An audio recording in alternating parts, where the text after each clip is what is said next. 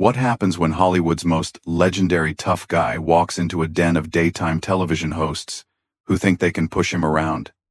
Well, you're about to find out, and trust me, this is one confrontation you won't see coming.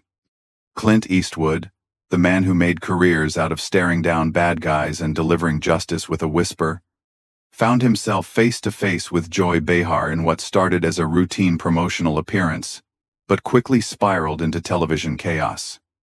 Before we dive into this explosive encounter, make sure you hit that subscribe button and drop a comment below, because this story is going to leave you speechless. The cameras rolled live, and Whoopi Goldberg smiled warmly at their guest. Ladies and gentlemen, please welcome the legendary Clint Eastwood, she announced as the studio audience erupted in applause. Eastwood nodded politely as he settled into his chair, his weathered hands resting calmly on the armrests. "Thank you for having me," he said in that unmistakable gravelly voice. "So Clint, tell us about your latest project," Whoopi continued, keeping things light and professional. "What drew you to this particular story?" "Well, it's about second chances," Eastwood replied thoughtfully. "Sometimes people deserve another shot at redemption, even when society has written them off." Sarah Haynes leaned forward with genuine interest. "That's such a beautiful theme. How do you choose which stories to tell at this stage in your incredible career?" "I look for truth," Eastwood answered simply. "Stories that say something real about the human condition. Hollywood's got enough fantasy."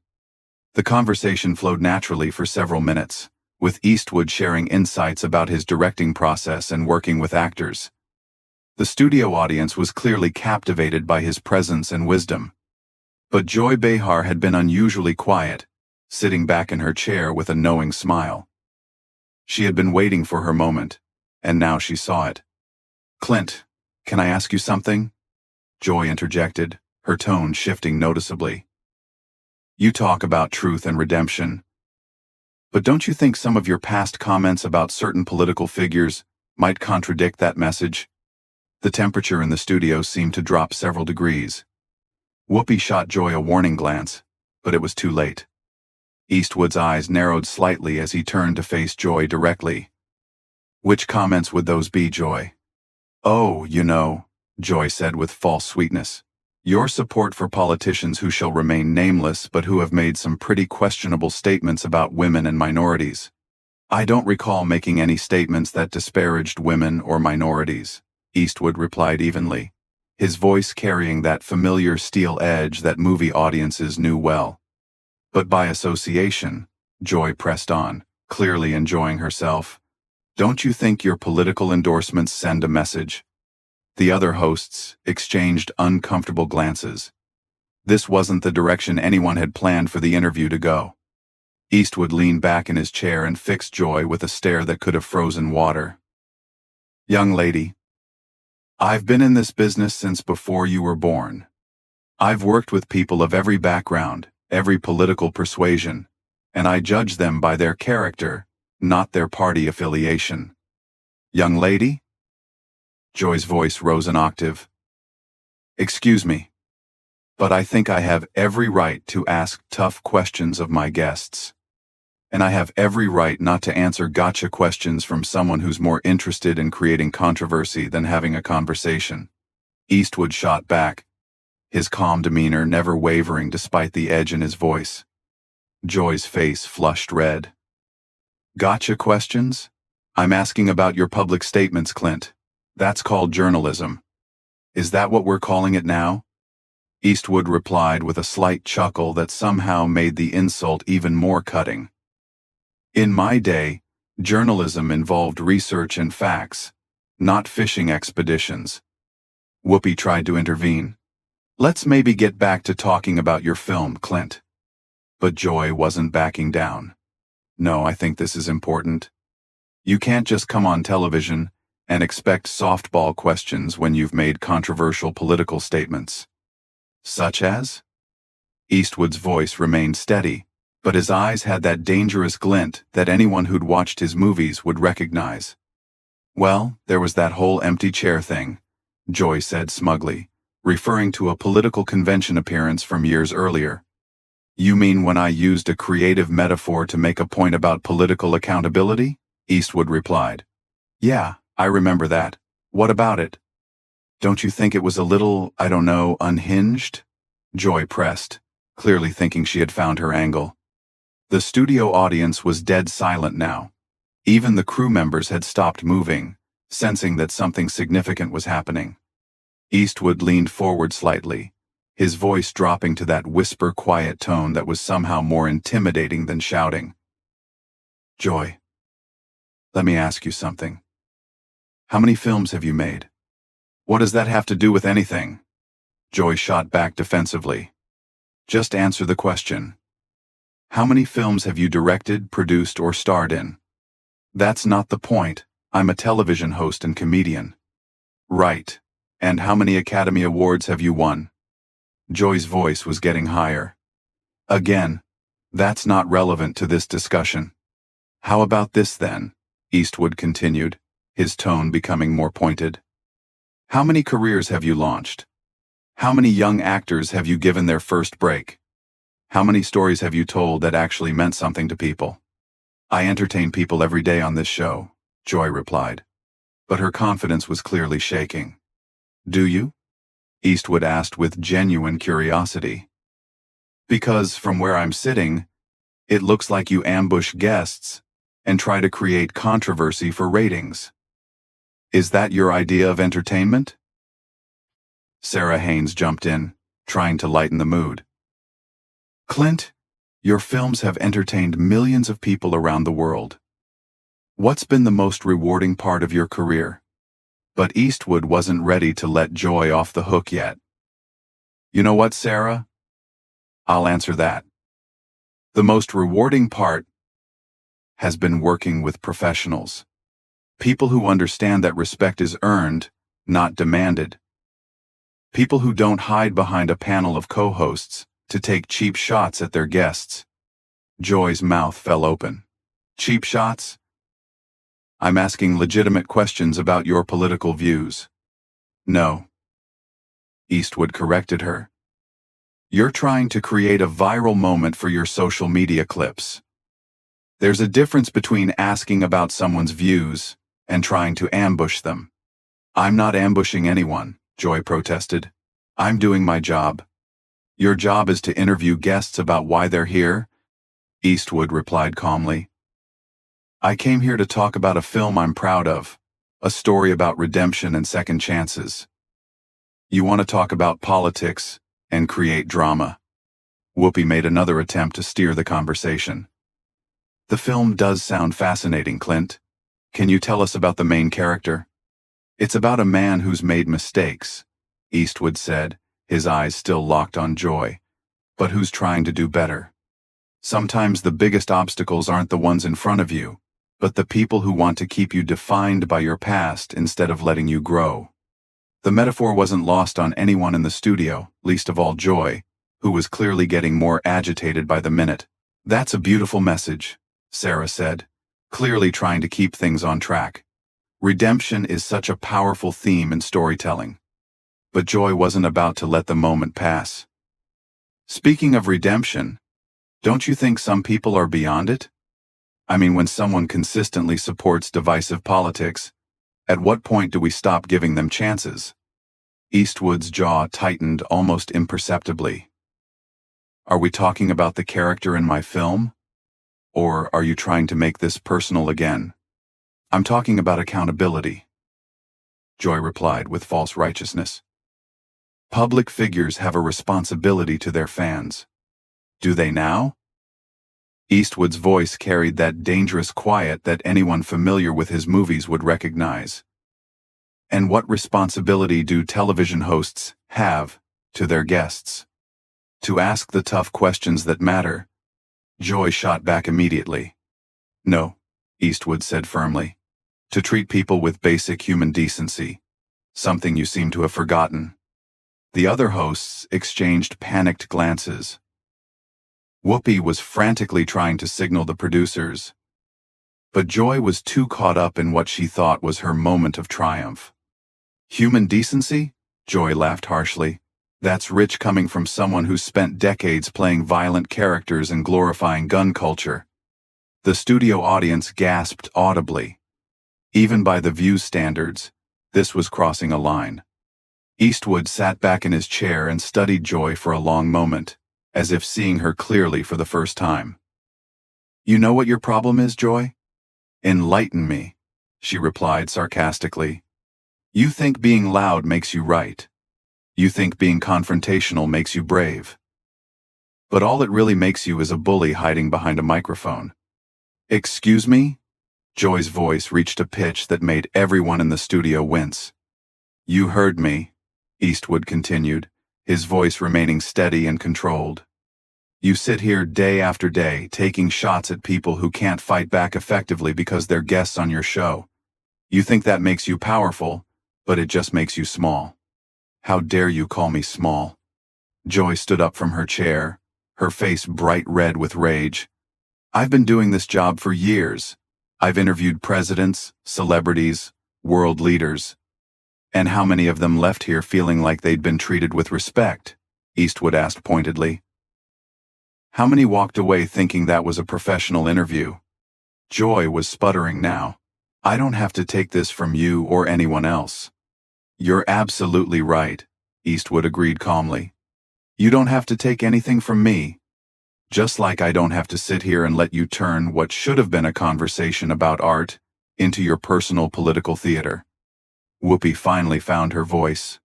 Clint, Joy, maybe we should all take a breath here. No, Whoopi, Eastwood said, standing up slowly. I think Joy and I understand each other perfectly now. Joy was practically vibrating with anger. You can't just walk out of an interview because you don't like the questions. Watch me, Eastwood replied with that iconic squint. I came here as a courtesy to talk about something I care about. I didn't come here to be your punching bag for the day. This is live television, Joy protested. You can't just leave. Can't I? Eastwood asked, already reaching for his microphone. See, that's another thing you don't understand, Joy. Real power isn't about cornering someone on live television. Real power is knowing when to walk away. If you leave now, you'll look like you can't handle tough questions, Joy said desperately, sensing her moment slipping away. Eastwood paused and looked directly into the main camera. Folks watching at home, I came here to talk about a film that means something to me.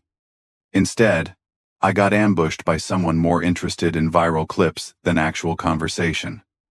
That tells you everything you need to know about the state of television today. Then he turned back to Joy. As for handling tough questions, lady, I've been handling tough questions since before you knew what a microphone was. The difference is they were usually asked by professionals.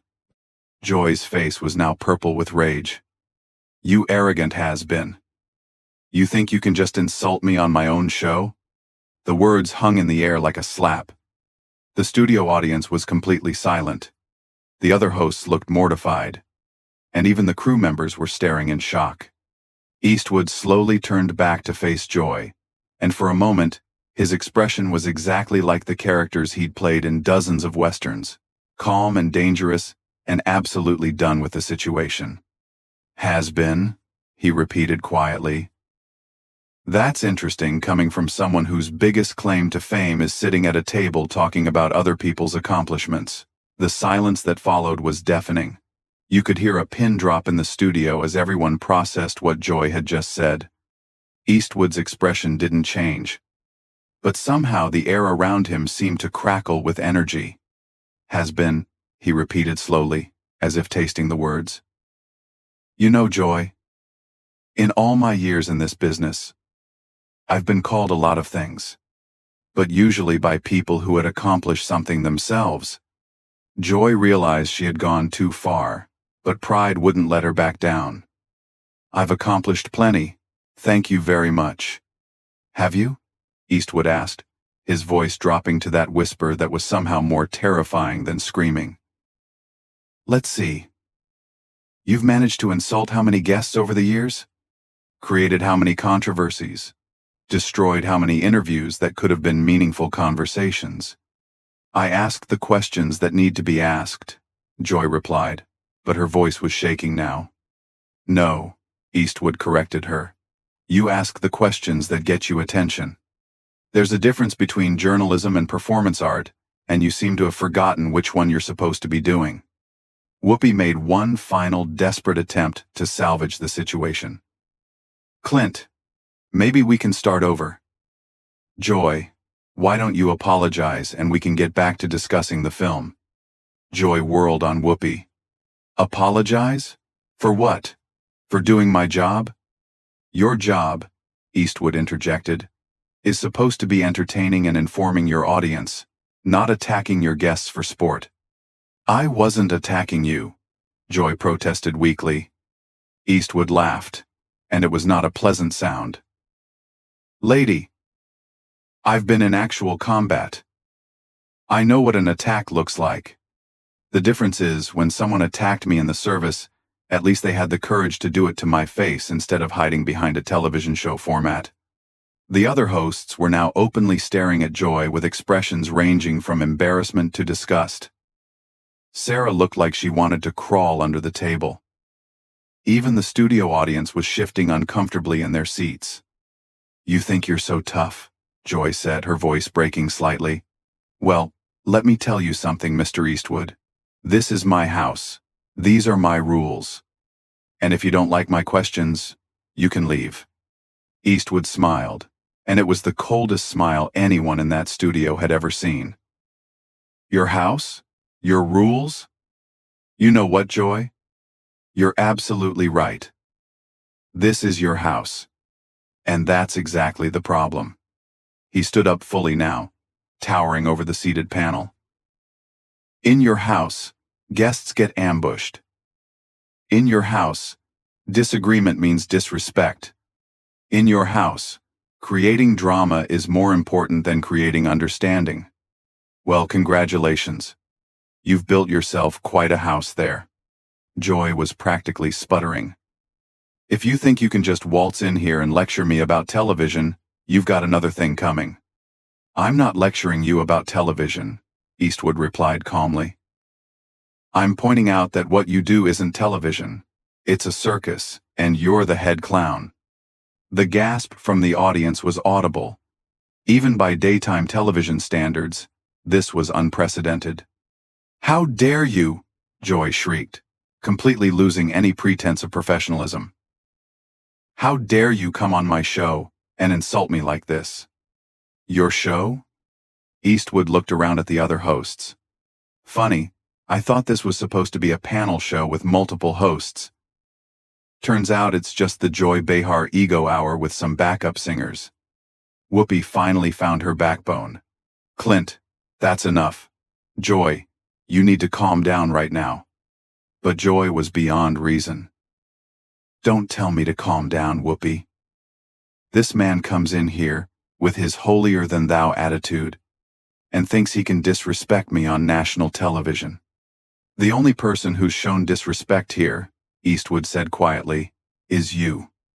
From the moment I sat down, you've been looking for a fight instead of having a conversation. I was doing my job, Joy repeated, but the words sounded hollow now.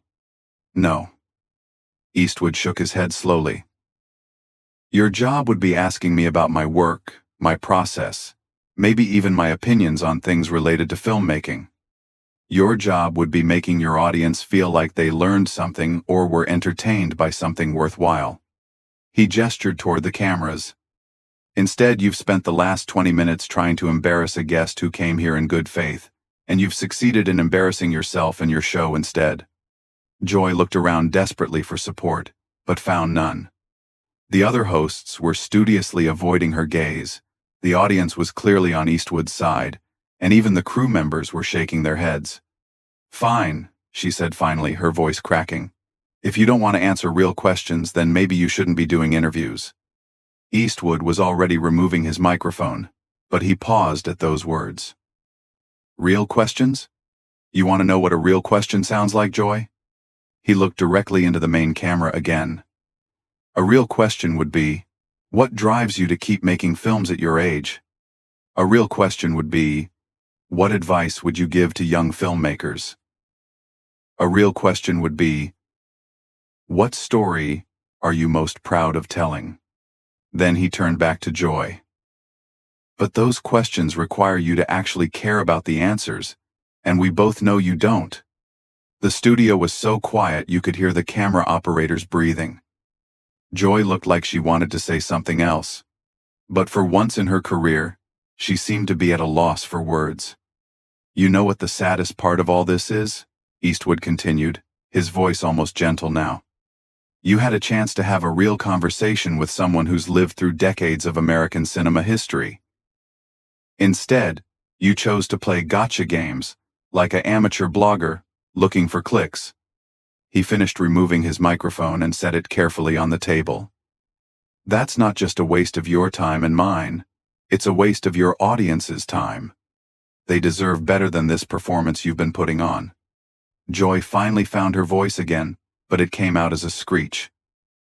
Don't you dare lecture me about what my audience deserves. I've been connecting with viewers for decades. Have you? Eastwood asked as he straightened his jacket. Or have you just been yelling at them for decades? Because there's a difference between connecting with people and just making noise. The producers were frantically signaling from behind the cameras, clearly trying to figure out how to handle this unprecedented situation. This was live television, and their biggest guest was walking out after completely dismantling one of their hosts. Security, Joy called out desperately. Get security. Eastwood laughed genuinely for the first time since the interview began. Security? What are they going to do, Joy? Arrest me for hurting your feelings? He looked around the studio one more time, taking in the stunned faces of everyone present. You know, I've been in this business for over 60 years. I've worked with the best directors, the finest actors, the most professional crews in the world. And in all that time, I've never encountered anyone quite like you. Is that supposed to be a compliment? Joy asked sarcastically, trying desperately to regain some control of the situation. Take it however you want, Eastwood replied. But just remember, when people talk about this interview tomorrow, they're not going to be talking about your tough questions or your journalistic integrity. They're going to be talking about how you completely lost your composure and embarrassed yourself on live television. With that devastating final blow, Clint Eastwood walked calmly toward the studio exit, leaving behind a panel of stunned hosts, a shocked audience, and one completely humiliated Joy Behar, who was still trying to figure out how she had lost control so completely. As the studio doors closed behind him, the cameras captured Joy's face, red with rage and embarrassment, while the other hosts sat in stunned silence, knowing they had just witnessed television history, but not the kind anyone would want to be remembered for. So there you have it, folks. What started as a routine promotional interview turned into one of the most explosive confrontations in daytime television history. Clint Eastwood proved that even in his 90s, he's still the fastest draw in Hollywood, except this time his weapon was words, not bullets. Make sure to subscribe for more incredible stories like this one, and let me know in the comments, do you think Joy Behar finally met her match?